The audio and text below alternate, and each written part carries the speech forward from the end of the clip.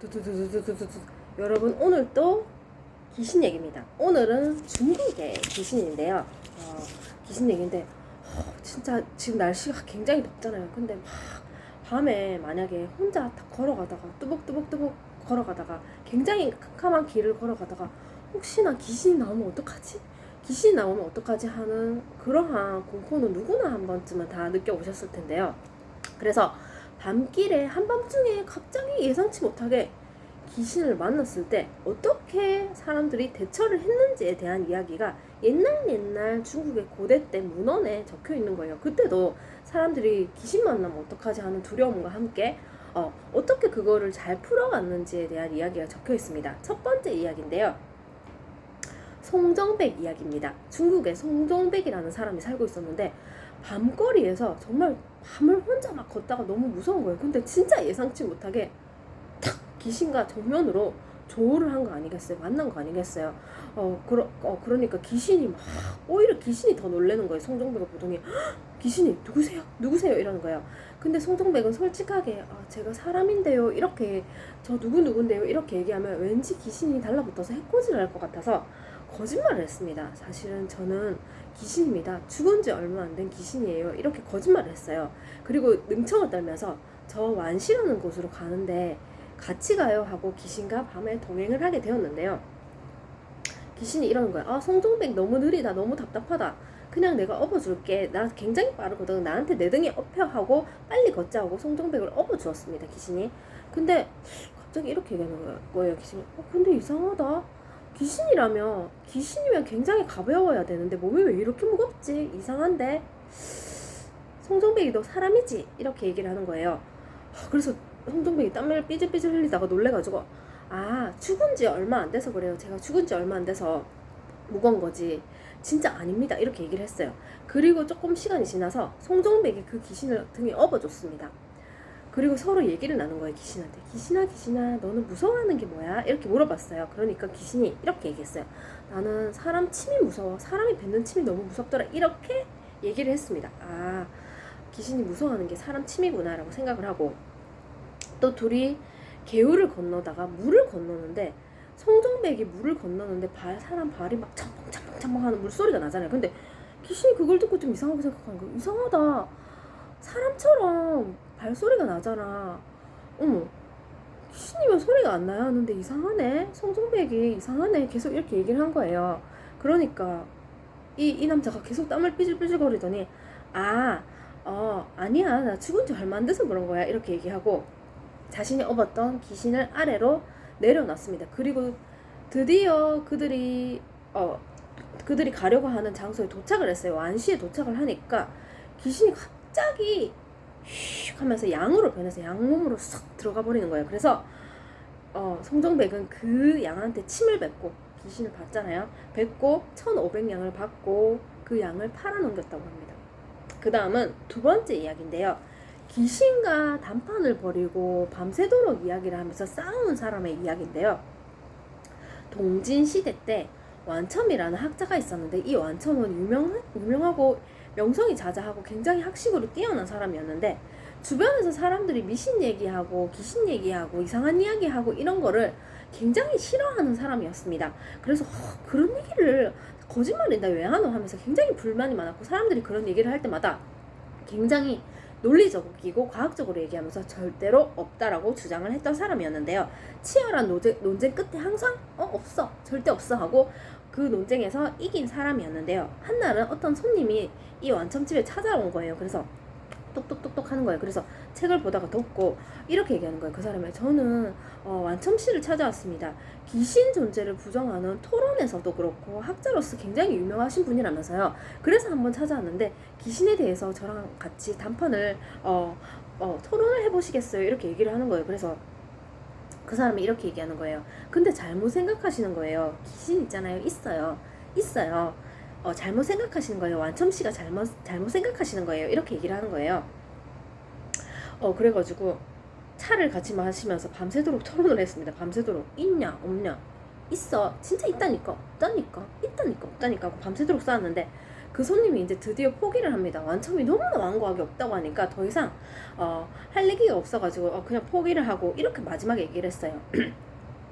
공자도 맹자도 인정했습니다. 길을요. 근데 당신은 왜 그렇게 인정을 안 하세요? 이렇게 얘기를 하고 완첨이 이렇게 얘기하는 거예요. 진짜 있으면 내 눈앞에 지금 데려와봐. 당장 있으면 내 눈앞에 데려와보라고 라고 막 이렇게 얘기를 한 거예요. 어딨어? 이렇게 얘기한 거예요. 그러니까 갑자기 그 손님이 너무나 화가 나가지고 막 소리를 지르면서 하고 소리를 지르면서 잘 봐봐. 나 귀신이야. 그 손님이 이렇게 얘기하는 거예요. 나 귀신이야. 나 귀신이라고 이렇게 얘기를 하는 거예요. 갑자기 그 손님이 머리를 막 풀어헤치고 눈에 막 핏대가 서면서 눈이 창백해지고 흰 옷을 입은 소복을 입은 귀신으로 변하더니 갑자기 휙 하고 사라지는 거예요. 완첨이 밤새도록 귀신이랑 싸운 거 아니겠어요? 진짜 귀신이었습니다. 완첨은 그 다음날 너무나 충격을 받았습니다. 자신은 과학적이고 어떤 학문이면 학문 어느 파트에서도 절대로 져본 적이 없는 사람이 밤새도록 자신이 이야기를 나눈 상대가 귀신이었다는 사실을 알고 나서 그 다음날부터 병에 걸려서 시름시름 앓다가 그렇게 사망을 하였다고 합니다. 그 다음은 귀신에 대한 민담이 많이 있습니다. 주변에서 도는 이야기인데 중국에 귀신이 계속 쫓아오고 어떻게 모습을 바꾸고 동물 모습과 사람 모습으로 계속 바꿔서 둔갑해서 찾아오는 그런 이야기는 많잖아요.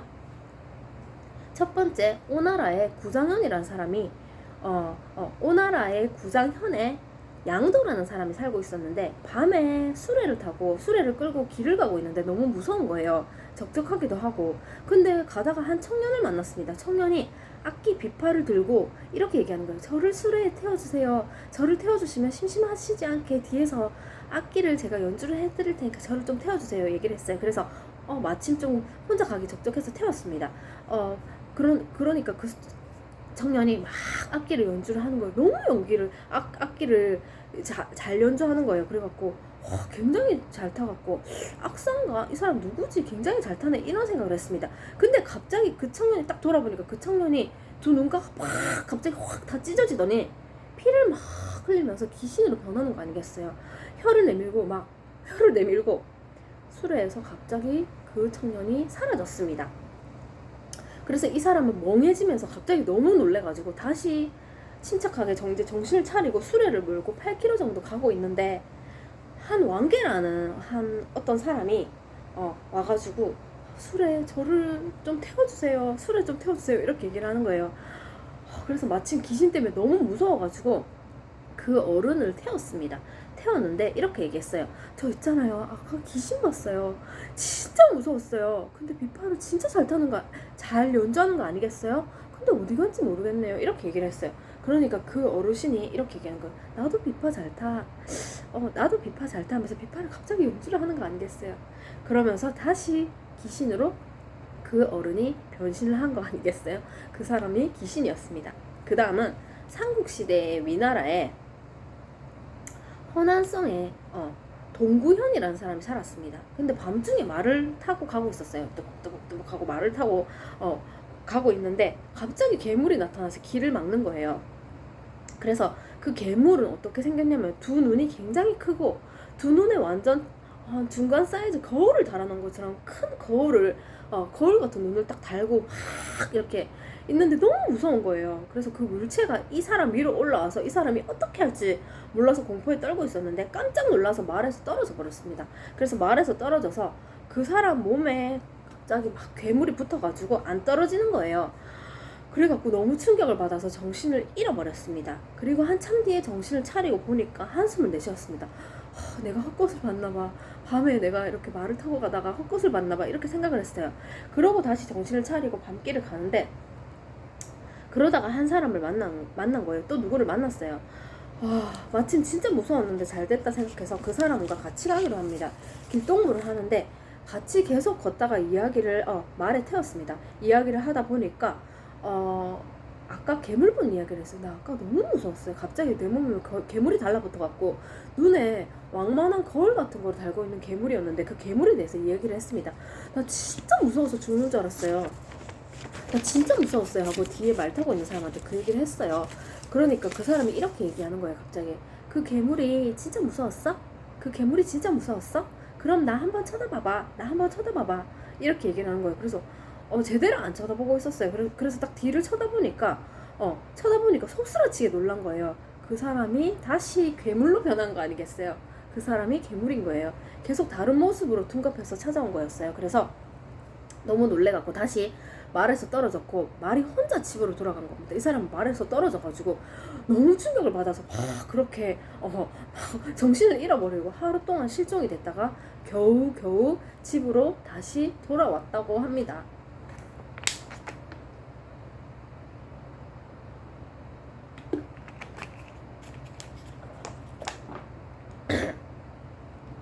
그리고 삼국지에, 중국 고전 소설의 삼국지에 보면은 어떤 일이 있을 때, 앞으로 어떤 일이 있을 때, 좋은 일이든 나쁜 일이든 어떤 하나의 큰 징조가 있습니다. 꿈이든 어떠한 자연의 변화든 동물의 변화든 어떤 징조가 있는데, 그래서 큰 재앙이 있기 전에, 어떤 안 좋은 일이 있기 전에는 항상 큰 어떤 징조를 읽습니다. 그래서 후한에 동탁이 사망하기 전에도 수레바퀴가 부서졌다 그러고, 말이 고삐를 끊었다는 이야기도 있고, 위나라의 조조가 사망하기 전에도 배나무 귀신이 궁궐에 나타나서 어수선하게 하고 나서 위나라 조조가 죽었다라는 그러한 이야기가 있습니다. 그래서 어떤 검은 물체나 어떤 상징, 검은 물체나 어떤 기덩어리를 보게 되면은 굉장히 안 좋다는 이야기가 있는데요. 그 중국 문헌의 수신기에도 죽음을 알리는 징조인 무서운 이야기에 죽음을 알리는 어떠한 징조가 나옵니다. 첫 번째입니다. 산둥성 지역의 동네에 어떤 한 굉장한 부자가 살고 있었어요. 한 집에 한 일가가 100명 일가가 다 같이 살고 있었습니다. 근데 하녀가 이제 갑자기 소스라치게 놀래는 거예요. 왜 그러냐 하니까 밥을 지으려고 솥에 쌀과 물을 그렇게 이렇게 딱 담아가지고 아궁이에 올리고 장작에 불을 붙였는데 아무리 솥을 데워도 솥이 안 뜨거워지는 거예요. 끓여도. 그래서 이상해서 솥이 계속 차가운 거예요. 그래서 솥뚜껑을 열어가지고 한번 솥안을 보니까 뚜껑 안에서 갑자기 백두공이 나오는 거 아니겠어요? 백두공은 흰머리를 하고 있는 사람이 갑자기 껑충껑충 뛰어나오면서 밖으로 사라지는 거예요. 그래서 너무 소스라치게 놀래서 사람들한테 그 얘기를 했어요. 그 집안 사람한테 말을 하니까 한 사람이 이거 아무래도 심각한 일이야, 이거 예사로운 일이 아니야 하면서 어떤 징조라고 얘기를 하면서 이거 동네 사람한테 한번 동네에 이런 거 잘 아는 사람한테 물어보자 해서 그 동네 사람을 찾아갔습니다. 근데 그 사람이 그 얘기를 듣더니 즐겁을 하는 거예요. 백두공이 소뚜껑에서 나왔다고? 그 광경 굉장히 불길해. 굉장히 불길해. 백두공이 나타났다고? 그거 큰 재앙이 일어날 거야. 그거 조금 안 좋은 일이 있을 거야. 징조야 라고 얘기를 한 거예요.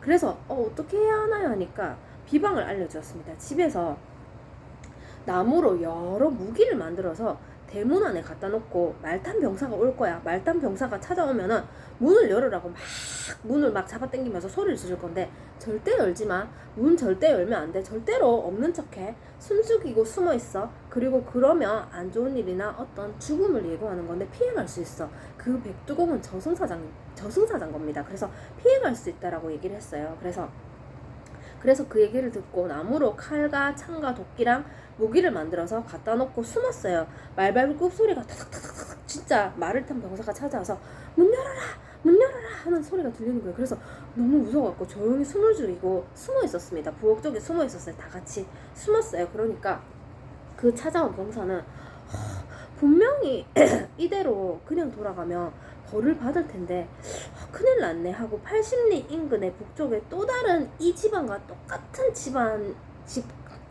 집의 구조랑 특성을 가진 집을 찾고 이 집안 성씨랑 똑같은 집을 계속 물색을 합니다. 물색을 해갖고 이 집안 일가에 원래 100명이 다 같이 살았다 했잖아요. 근데 다른 집을 찾으니까 똑같은 성씨의 집 구조도 비슷하고 103명이 살고 있는 일가를 찾았습니다. 이 말탄 병사가 103명이 살고 있는 일가를 찾아가지고 그리고 10일이 지난 거예요. 10일이 지나니까 그 일가의 103명이 전체가 다 사망을 한 겁니다. 그래서 그 백두공은 소뚜껑 안에서 나온 백두공은 죽음을 알리는 메신저를 하여서 저승사자를 얘기하는 겁니다. 중국의 저승사자였습니다. 죽음을 예고하는 그러한 존재였고 중국인들은 특히나 흰 컬러를 굉장히 불길하게 보고 흰색이 죽음을 상징한다고 하여서 굉장히 불길한 색으로 보았습니다. 흰 컬러를 하고 있는 백두공이었습니다. 그 다음 고대 중국과 동양에서 사람이 죽게 되면 고대 중국뿐만 아니라 전체적으로 사람이 죽으면 사람의 영은 귀신이 되어서 저승으로 갑니다.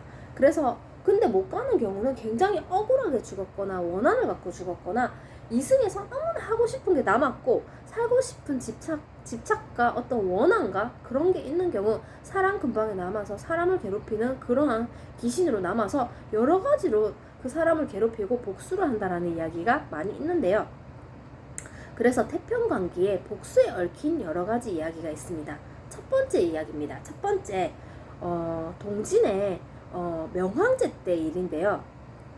굉장히 힘이 센 장사인 김현이라는 사람이 살고 있었는데 김현이 황제의 노여움으로 사망의 위기에 처해졌습니다. 이제 죽을 위기에 처해져서 처형을 당하기 전날이었는데 처형장에 끌려갔어요. 그러니까 김현이 망나니한테 이렇게 얘기했어요. 어차피 난 죽을 건데 죽음을 받아들이겠다. 근데 망나니 만약에 내 목을 벨 때 그냥 한 번만 배, 여러 번 막 베고 나를 막 괴롭히고 그러면 나 절대 용서 안 한다. 이렇게 얘기를 했어요. 근데 망나니가 여러 번 베버린 거예요. 여러 번 베고 굉장한 고통을 호소하다가 김현이 죽었습니다.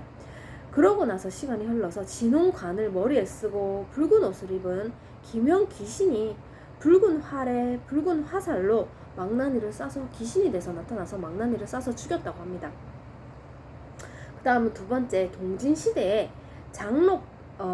장추와 경광이라는 두 군인이 있었습니다. 두 병사가 친구였는데 둘이 동진의 태원 13년에 5월 5일날 산에 올라가서 둘이 술을 마시고 장추가 어쩌다가 경광을 죽여버린 거예요. 그리고 자신의 잘못을 숨기기 위해서 죽은 경광의 옷이랑 여러 물건을 계곡에 숨기고 은닉을 했습니다. 근데 이제 경광의 어머니가 자신의 아들을 찾고 난리가 났습니다. 애타게 찾다가 어머니 꿈에 경광이 나타난 거예요. 그래서 경광이 엄마 저는 장추한테 살해당했습니다. 제가 옷을 날려보낼 테니까요. 엄마 그 죽은 자리를 알릴 테니까 제발 그 장소로 와주세요. 저 너무 억울합니다. 이렇게 얘기를 했어요. 꿈에서. 어머니가 그래서 그 산에 올라가서 막 찾다가 옷을 찾은 거예요. 옷을 따라가니까 시체를 발견을 했습니다. 그래서 결국은 자신의 잘못이 들통난 장추의 잘못이 들통이 났잖아요. 부대를 탈영을 하고 경광 귀신이 계속 나타나서 쌍칼을 들고 찾아와서 경광을 괴롭히는 거예요. 경광이 아니고 장추를 괴롭히는 거예요. 그래서 장추는 결국은 자신의 죄를 고백을 하고 체포를 당했다고 합니다.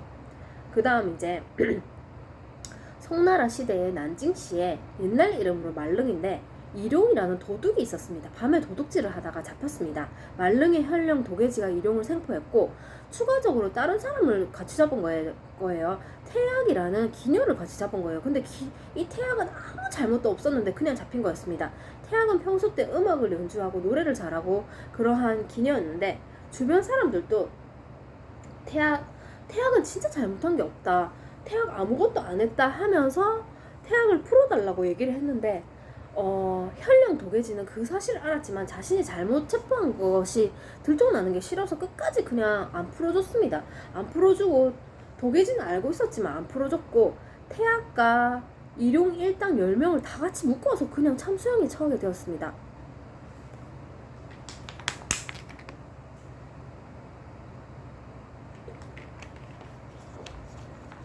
근데 태학이 억울하니까 죽기 전에 비파를 연주를 하면서 노래를 막 불렀는데 이렇게 얘기했답니다. 나는 진짜 잘못한 게 없다. 너무나 억울하다. 내가 만약에 귀신이 되면 반드시 이 원한을 갚겠다 하고 유언을 남기고 그렇게 태학이 죽었어요. 그리고 도계지 꿈에 계속 태학 귀신이 나타난 거예요. 난 너무 억울하다. 나 정말 억울하다. 나 잘못한 거 없는데 나를 왜 죽였냐. 이렇게 계속 나타난 거예요. 그래서 이 태학이 도계지한테 나 널 잡아갈 거야. 나 절대로 가만 안 놔둘 거야. 하고 도계지 입안으로 귀신이 들어가 버렸습니다. 그 이후에 도계지는 간질에 걸려가지고 발작을 하고 계속 고통을 호소하다가 4일 뒤에 사망을 하였다라는 이야기가 있습니다.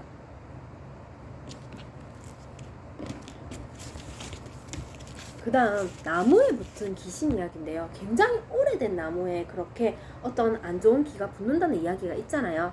그래서 동진시대에 수신기에 이제 나온 이야기인데, 춘추전국시대 춘추전국시대 동쪽에 노특사라는 사당 마당이 있었는데, 거기에 가래나무 한 그루가, 굉장히 오래된 가래나무 한 그루가 있었습니다. 739년에 진나라 군주 문공이 병사들과 나무꾼을 노특사한테 보내서 가래나무를 베어오라고 명령을 했어요. 이제 베려고 했습니다. 가래나무로 건물을 지으려고 하던 참이었는데, 노특사에 도착한 병사와 나무꾼이 도끼로 가래나무를 찍어서 나무를 베는데, 이상하게 갑자기 비바람이 몰아치면서 나무 조각이 막 떨어졌던 나무 조각이 다시 원상태로 다시 다 돌아가서 붙어버리는 거예요. 귀신이 국갈 노릇이잖아요. 그래서 계속 도끼질을 해도 원상태로 돌아가서 결국은 나무가 안 베어져서 포기를 했습니다. 근데 도끼질을 하다가 한 사람이 다치게 되었고, 나무 그늘에 쉬면서 의원을 불렀습니다. 의원을 불렀고, 그러다가 의원을 기다리다가 나무 밑에서 그냥 자버린 거예요. 그래서 귀에서 이상한 소리가 들리는 거예요. 막 바람 속삭이는 소리고, 사람 소리인지 귀신 소리인지 나뭇잎 소리랑 음산한 목소리가 들리는데, 정말로 두 귀로 또렷이 어떤 목소리가 들렸습니다. 나무가 말을 하는 거 아니겠어요? 이렇게 얘기했습니다. 아무리 날 베어봐, 내가 무서워하나, 몰아내면 그만이야 하고 어떤 귀신 소리가 들리는 거예요. 근데 또 다른 귀신이 이렇게 얘기하는 거예요. 다른 목소리가, 뭐? 안 무섭다고? 붉은 옷 입은 300명의 사람이 올 건데, 사람이 와서 나무를 붉은실 명주로 싸가지고 도끼로 찍은 부위에 흰 횟가루를 뿌리면 어쩔래? 안 무서워? 이런 목소리가 들리는 거예요. 이렇게 알려주는 거예요. 300명의 사람을 보내서 나무를 붉은색 명주실로 싸서 그렇게 흰 횟가루를 뿌려라고 지금 알려주는 거잖아요. 그래서 의원이 이제 왔습니다. 사람이 오니까 진짜 300명의 사람을 데리고 왔어요. 300명의 사람을 데리고 와서 벌목을 하고 도끼 찍은 부위를 횟가루를 뿌리니까 진짜로 거짓말처럼 가래나무가 원상태로 돌아가지 않는 겁니다. 사실은 가래나무가 원상태로 돌아갔던 것은 가래나무에 귀신이 붙어서 그런 거였습니다. 그래서 결국 가래나무를 다 베어낼 수 있게 되었고, 나무 안에 파란 동물의 모습을 하고 있는 영가가 붙은 거였습니다. 그래서 소가 막 울면서 풍수라는 연못으로 도망갔고, 병사가 가보니까 연못으로 들어간 소가 이제 더 이상 안 나타났고, 그 파란 소가 바로 영가가 붙었는데, 영가가 그 나무 속에 살고 있던 영가였고, 가래나무 안에 살고 있어서 지금 가래나무를 베려고 하니까 그 영가 입장에서는 그 나무가 자기 집이잖아요. 그래서 나무를 베는 것을 방해한 귀신 영가가 나타나서 나무를 다시 원상태로 계속 붙이면서 그렇게 못 베게 그렇게 방해를 한 이야기가 있었습니다. 그 다음에 이제 인형인데요. 사람 모양을 하고 있는 인형입니다. 인형이 사람 모양을 하고 있고, 인형이 참 예쁘기도 하고, 근데 인형을 굉장히 많이 모아놓거나 전시를 해놓거나, 특히나 밤에 자려고 할 때 인형이 막 이렇게 모여 있거나 그럴 때 조금 섬뜩한 느낌이 들기도 하고, 그래서 인형 막 여러 가지 이야기가 있잖아요. 사탄의 인형, 움직이는 인형, 막 저주받은 인형 이야기가 있잖아요. 인형 전설과 민담이 많아요. 흉악한 괴물로 그려지고 있습니다. 사람 모양, 정말로 여자의 모양을 하고 있는 그러한 인형인데, 북송시대의 태평관기에 사람 인형에 붙은 귀신 이야기 3편입니다. 첫 번째, 북제의 고위 황제 때입니다. 시큐라는 한 선비가 있었는데, 이 선비가 굉장히 한 인형을 애지중지하고 좋아했습니다. 나무를 깎아서 그렇게 사람 모양 인형을 만들어 갖고 옷에 평소 때 넣고 다니면서 밥 먹을 때도 인형이랑 말을 하고, 인형한테도 밥 먹어 하면서 인형한테 밥 먹어 하고 이렇게 지냈습니다. 근데 그것을 본 동생이 너무나 이상하게 생각했어요, 시큐를.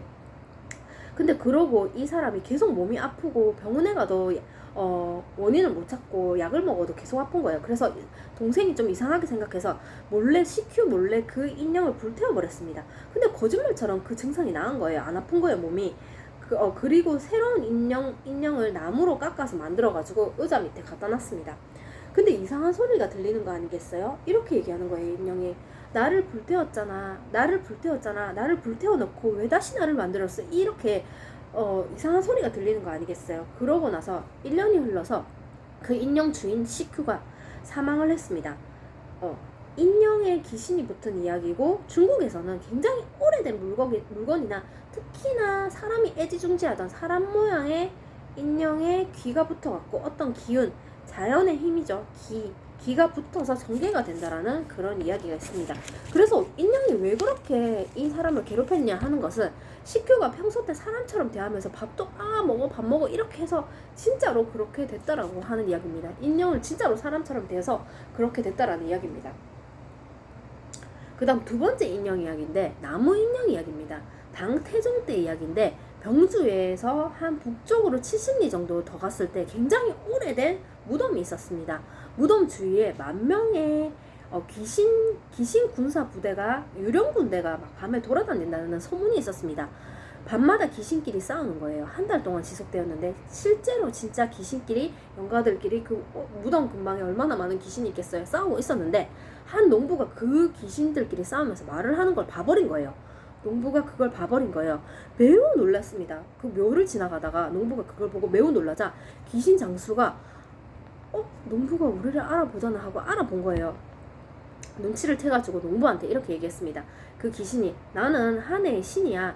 저 무덤 한쪽 무덤에 장공이라는 사람이 묻혀있는데 난 장공한테 악감정이 있다. 왜냐면 내가 부하 장수랑 조금 안 좋은 관계인데 뭔가 안 좋은 게 있었는데 장공이 내 부하의 영가를 받아줬어. 그래서 나는 지금 굉장히 악감정이 있는데 그래서 농부여 당신이 그대가 영가를 보니까 내 말을 좀 전해주세요. 장공 무덤에 가서 내 부하를 좀 보내달라고 해주세요. 내 부하를 받아들여서 장공이 받아들이고 있는데 저한테 보내달라고 하세요 하고 농부한테 시켰습니다. 그래서 농부가 그 말을 알아듣고 장공 무덤에 가서 그걸 전달하고 무덤 속에 말탄 장수들이 갑자기 귀신들이 나와가지고 그 장공에서 장공 무덤에 장공이 나와서 이렇게 얘기하는 거예요. 나는 그냥 어떤 기가 와서 내가 받아준 건데 난 잘못한 게 없는데 보내줄 이유가 없다. 나하고 싸울래?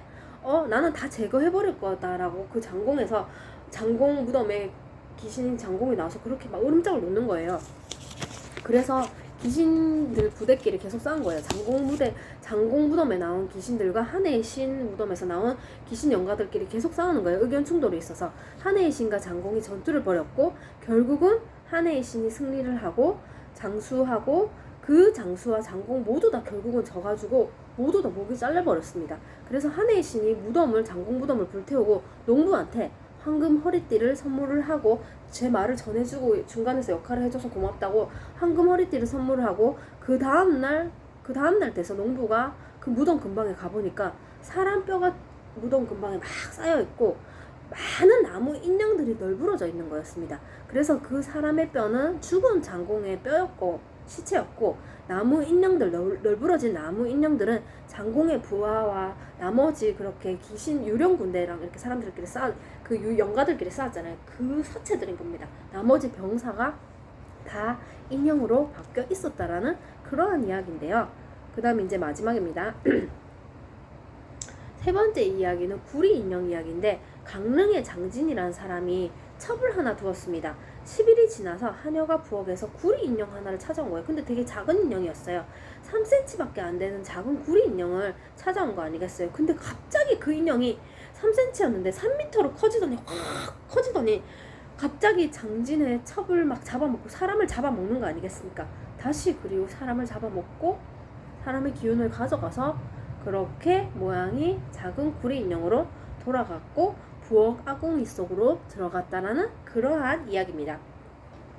그래서 오늘은 중국에서 도는 귀신 이야기에 대해서 얘기했는데 귀신을 만났을 때 어떻게 대처를 해야 하냐 귀신이 막 여러 가지 모습으로 동물로 둔갑을 하고 여러 가지 모습으로 둔갑을 해서 쫓아왔던 이야기랑 그리고 절대 귀신 없다. 정말로 논리적이고 그렇게 과학적으로 얘기했던 학자가 밤새도록 알고 보니까 자신이 귀신이랑 토론을 해서 귀신을 만나서 너무 충격을 받아서 죽게 되었다라는 이야기랑 굉장히 집안에 오래된 나무에 귀신이 붙어서 그렇게 안에 영가가 붙어서 나무를 베는 것을 방해했던 이야기랑 인형이 특히나 사람 모양 인형이 정말로 사람 같아 밤에 사람처럼 나타나서 막 사람을 괴롭힌다라는 이야기가 있잖아요. 정말로 인형이나 오랜 물건이나 그런 게 안 좋다는 이야기가 있잖아요. 오랜 물건이나 나무에는 부정영가와 안 좋은 기운들이 붙어서 무조건 영향을 끼친다기보다는 굉장히 힘든 카르마를 갖고 있는 사람한테 영향력을 줄 수 있는 부분이 적지 않게 큽니다. 인연과 나무에는 기가 붙습니다. 그래서 오늘은 중국의 재밌는 이야기를 전해드렸습니다.